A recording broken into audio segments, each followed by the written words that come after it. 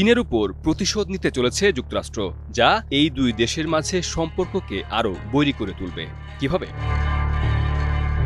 মার্কিন president Donald Trump বেইজিংয়ের বিরুদ্ধে পুনরায় বাণিজ্য যুদ্ধ শুরু করেছেন। চীন তার গুরুত্বপূর্ণ খনিজ রপ্তানি সীমিত করায় প্রতিশোধ হিসেবে শুল্ক ব্যাপকভাবে বাড়ানোর ঘোষণা দিলেন ট্রাম্প। 10 অক্টোবর সামাজিক মাধ্যম ট্রুথে এই ঘোষণা দেন তিনি।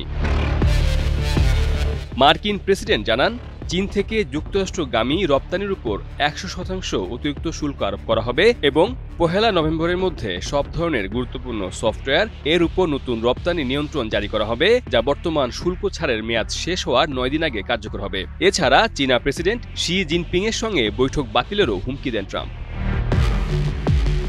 চীনের উপর বাড়তি 100% শুল্ক আরোপের হুমকি দেওয়ার পর মার্কিন পুঁজিবাজারে উল্লেখজনক দরপতন দেখা গেছে।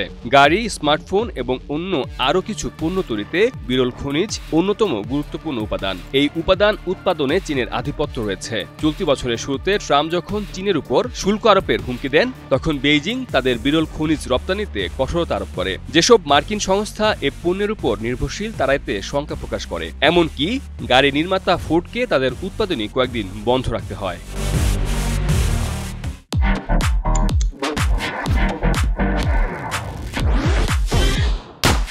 বিরল খনিজ রপ্তানিতে কঠোরতার পাশাপাশি চীন মার্কিন প্রযুক্তি প্রতিষ্ঠান কোয়ালকমের বিরুদ্ধে একচেটিয়া ব্যবসার তদন্ত শুরু করেছে। এতে করে আরেকটি চিপ তৈরিকারী প্রতিষ্ঠান কেনার যে প্রক্রিয়া কোয়ালকম চালাচ্ছিল, সেটি থমকে যেতে পারে। যদিও কোয়ালকম যুক্তরাষ্ট্রভিত্তিক প্রতিষ্ঠান, কিন্তু তাদের ব্যবসার বড় একটি অংশ চীনে রয়েছে।